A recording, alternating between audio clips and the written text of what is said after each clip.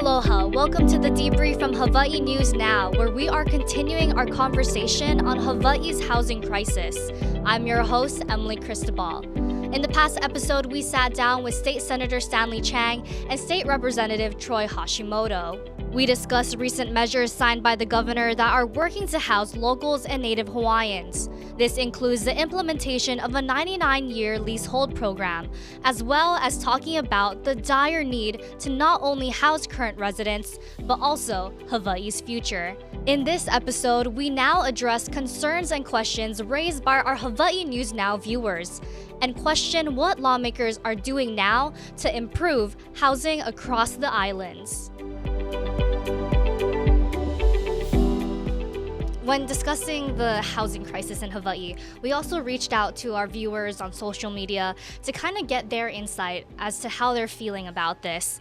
You know, a lot of the people in the comments on our social media pages, they often criticize outside investors or people from the continental US or even international for buying up homes in Hawaii, and thus they say that they are driving up the prices.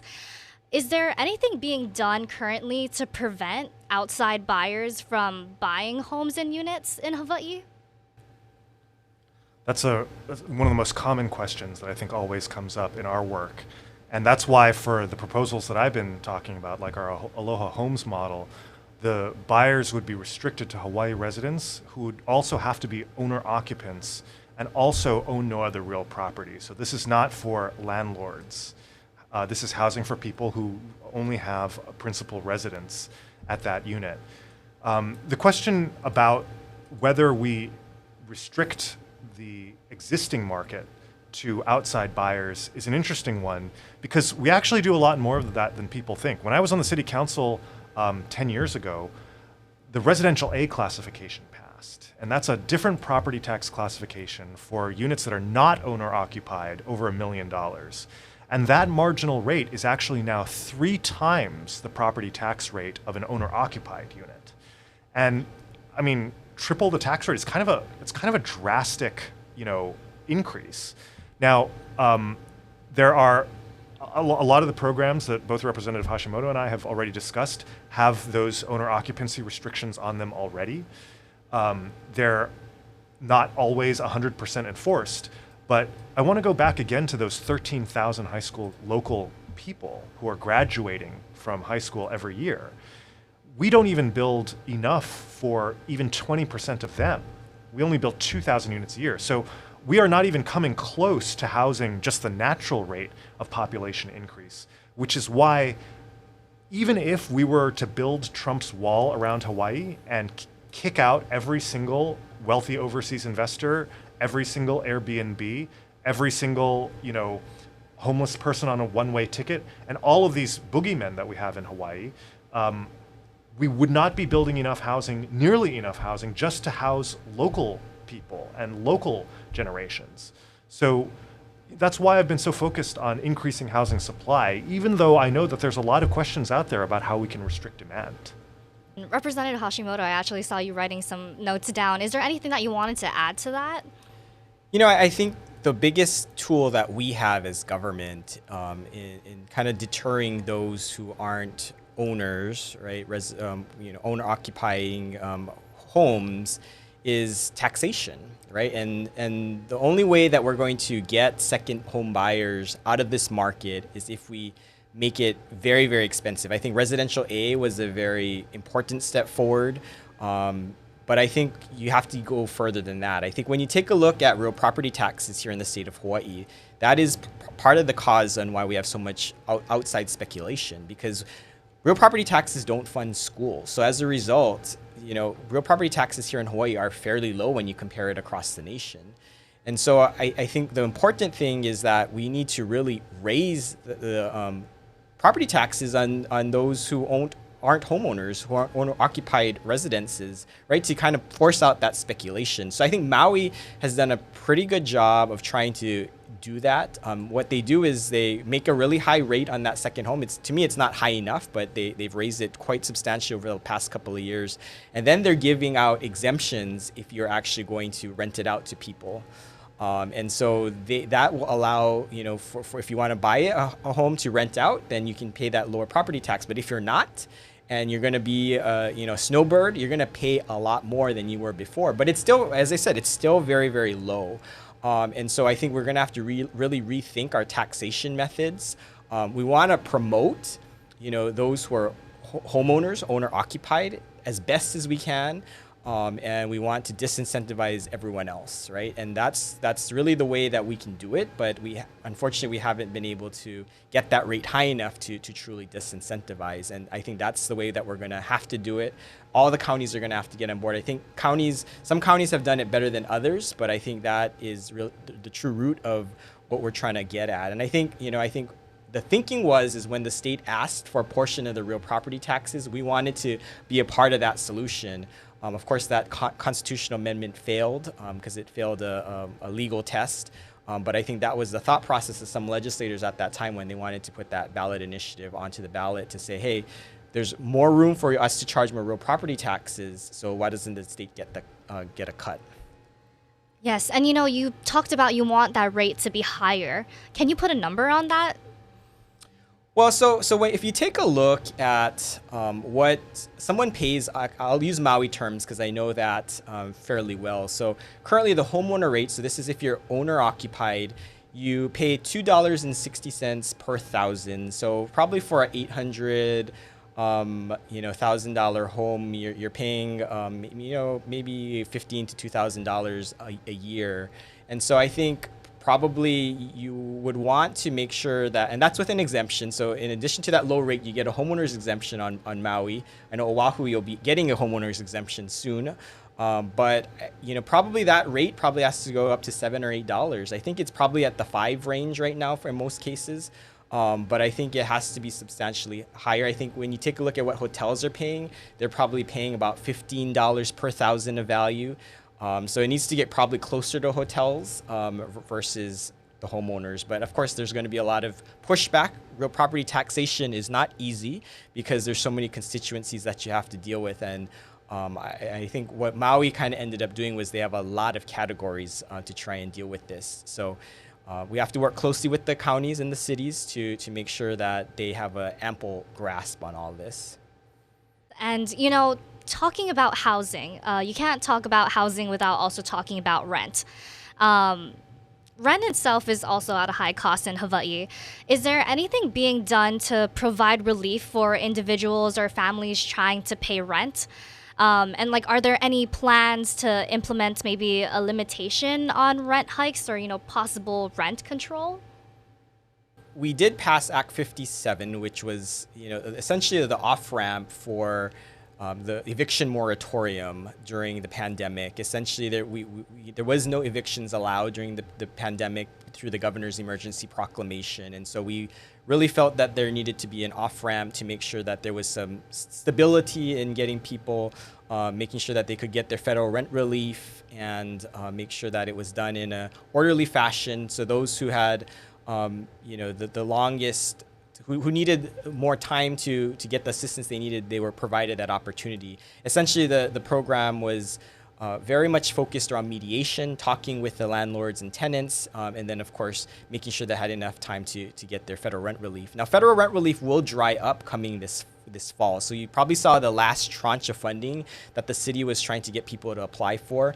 But after that is used, it's done, right? So we'll be done with that program. So this past year, we tried to get another off-ramp program to try and allow some interim financing for those who are facing evictions after that federal rent relief passed.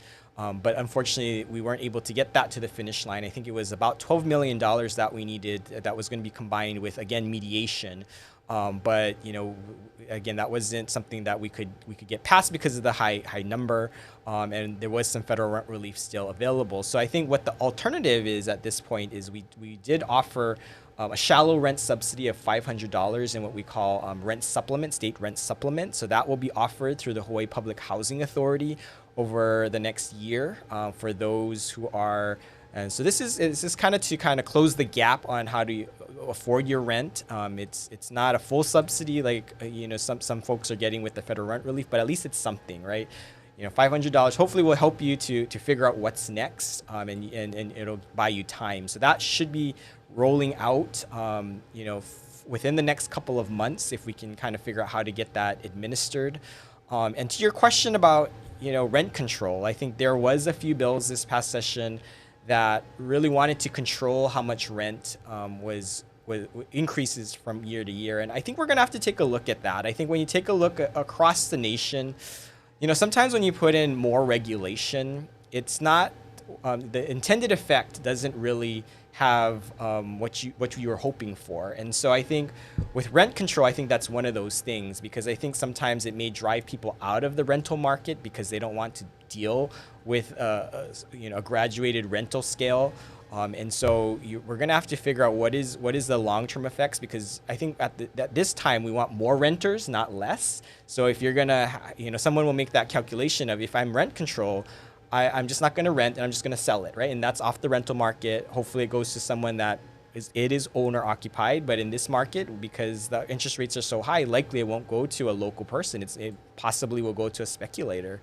So we're committed to figuring out more what we can do with the landlord-tenant code, because I think there is a lot in that space where we can make some progress. But I hear a lot of what's going on out there, and we're mindful of that, and we want to make some type of difference in that area. And as we go toward the tail end of this conversation, I was wondering, we often hear the term priced out of paradise, and we see locals having to make that tough decision of having to leave Hawaii, leave home. What do you say to locals who are on the verge of leaving because they can't afford here, or are even pondering it? What do you say to them? I would say, I'm sorry. We have failed. We have been failing for decades, and we're trying to turn the Titanic around now so that you have a home that you can afford in the future, but it will take time. None of this will happen overnight. But I do hope that 5, 10, at some point, some number of years in the future, that we will have a pipeline of 10,000 or more units a year, so that we'll never be forcing people to make that horrible decision ever again. That every local person who wants a home in Hawaii will be able to have a home in Hawaii. And that I think is the ultimate goal here. As a legislator, as an elected official, if I had to describe the vision in one sentence, it would be a recent slogan that a labor union used, which is, one job should be enough. You should be able to work one job, whether it's as a teacher or as a police officer or as a grocery checkout clerk, and not be, just barely hanging on by your fingernails, just trying to scrape by. As a state, we have the highest percentage of both parents working in the country. We have the highest percentage of people working 2 or more jobs in the country. As a state, we wake up the earliest of any state in the country, partly, I think, because people want to finish their first shift so they can get to their second shift.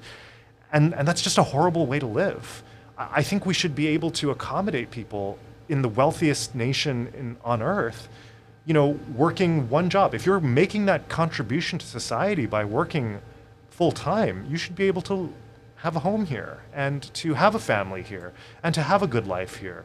That's why we went into public service, isn't it? I mean, we didn't do it to ensure that this incredible way of life is, just ends after us, and is available only to the extremely wealthy after us. We have a responsibility to every future generation of Hawaii, and that's what's motivating me to do all of this. Yes, and how about you, Representative? Yeah, I think for the future generations, we're going to have to fight, right? And I think it's not going to be easy, but that's the whole reason why I'm in office, is because I was tired of, having my friends and colleagues and family moving to the mainland. And I said, why is that, right? And so I think all of us are going to have to step up and say, we can't allow that, and we can't allow that to continue to happen.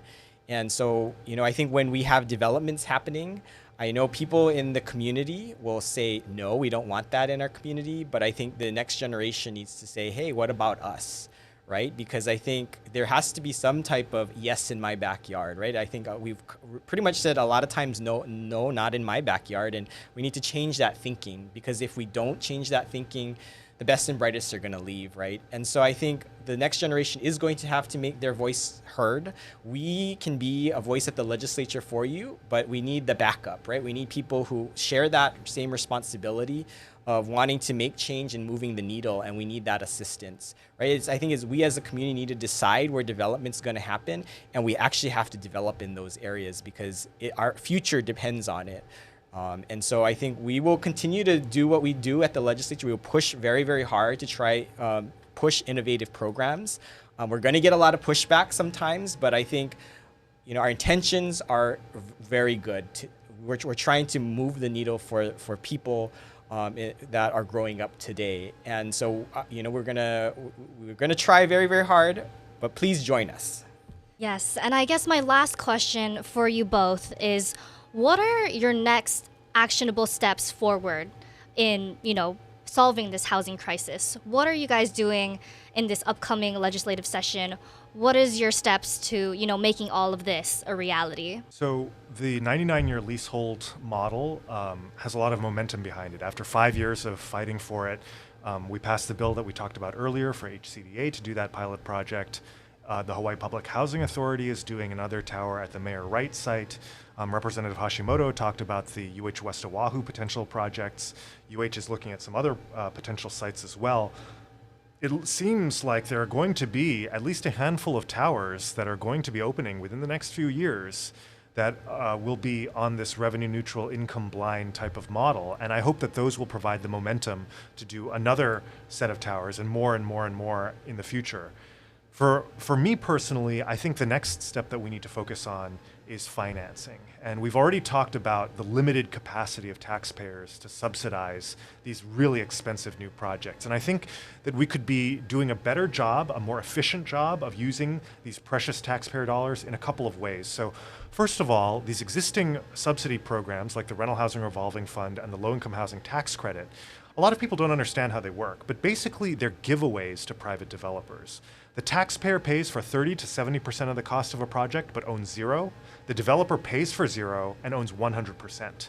And one of the consequences that we see is that when those affordability periods expire, a lot of times the developer is then able to take those rents to market rate, and then there's a huge amount of pushback from those existing tenants who don't want to be displaced by the rising rates. There's a project on Kauai that is kind of in this boat, not exactly for these reasons, but the rents are ready to rise. There was a project on Maui where the rents were going to rise again because the affordability period expired, and it was perfectly legal for the developer to do that. It is perfectly legal. And that's why I would want to focus on concentrating those funds instead of just giving them to developers so that the developers can walk away with the building and raise the rents to market, or worse yet, force basically an extortionate sale to the state to prevent the displacement from happening so that the taxpayer actually now pays for the building twice, which is this incredible, absurd injustice. And yet that's what we do all the time around here.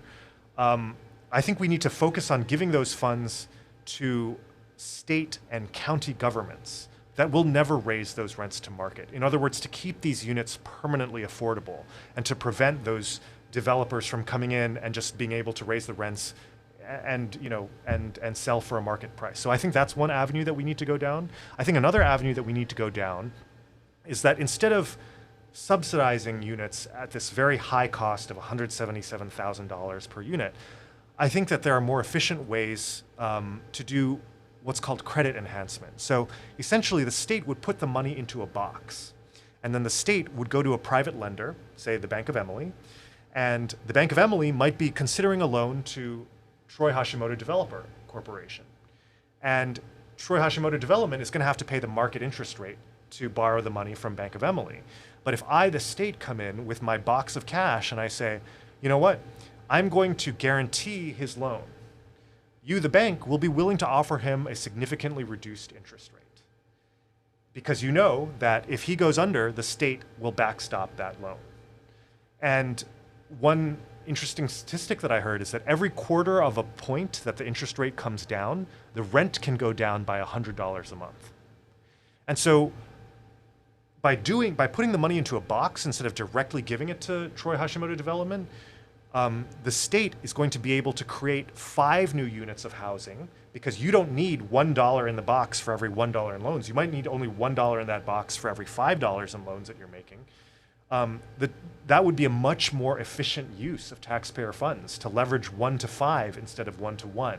And I think that's a better way to deploy the funds that our hardworking taxpayers are paying into the system. So I think housing finance reform is super important. And the reason why it's important, I'm a lawyer, Emily. I used to not really think about housing finance, but the reason why I think it's important is because last year we took a delegation to the city of Vienna, Austria. And Vienna, so in America, we pour billions of dollars a year into subsidizing new housing construction. The city of Vienna, which is openly socialist, they're called Red Vienna, they put 0 new taxpayer dollars a year into subsidizing new housing construction. And yet they're able to produce enough housing every year to house 60% of their population in public housing, which is incredible. Everyone who wants one can get one in Vienna. And the way that they're able to do it is through these means of financing. It might be complicated, it might be hard for the average, kind of layperson to understand, but I think it's important to understand it because if we're able to make these taxpayer subsidy programs more efficient, we can create a perpetual motion machine, and we can produce thousands of units a year instead of the couple hundred units or the handful of units a year that we're building today. Yes, and Representative Hashimoto, in our last couple of minutes, is there anything that you'd like to add with your last words of what your next steps are? So a lot of my focus is really on implementation right now, because we actually have a lot of money out there in the universe. You got to remember that we have $600 million for Department of Hawaiian Homelands that we still need to digest. So I've been the chair of the Oversight Committee. We've encumbered about $193 million thus far. So there's far more money we have to spend before it lapses. We will be looking at all the various agencies to see how they can be more timely in building developments for the state. I think it's a great concept that Senator Chang brought up, that we should do more state-owned developments. But I think the problem really is we need to have people within those state agencies that are able to do it in a timely manner. And so that's why when he talks about a low-income housing tax credit project, why we're giving it away to private developers is because they're the ones who can do it in a timely manner, right? Timing matters. We want to see somebody live in a unit. And so it's making sure that we can reform some of these agencies to make sure that they move faster, more efficiently, and making sure that they get these projects done. I think a lot of it will also be focusing on the nuts and bolts of why things are taking a long time. When coming up this coming week, we will see the governor issue an emergency proclamation on housing. And I think that will be very interesting to see how the public reacts to that. I think the challenge for the legislature is going to be, we will take a look at that and all the components that it'll have. And we will really see if we can actually implement that for the long term. Because you got to remember, the governor is going to issue this emergency proclamation. He's going to suspend a lot of laws. He's going to do things outside the normal course of government. But I think if we want to see long-term success, we have to do it permanently, and the legislature will have to enact that. So that's going to be a very big project for us this coming legislative session, to see if we can enact any of those things that are included in the emergency proclamation. Well, yes, we definitely delved into a lot of this, and it'll really be interesting to see how that emergency proclamation affects, housing moving forward. And I really just appreciate you both taking the time to, answer viewer questions and also just discuss this topic that is so pertinent and important for the people of Hawaii. So thank you. Thank you. Thank you for having us.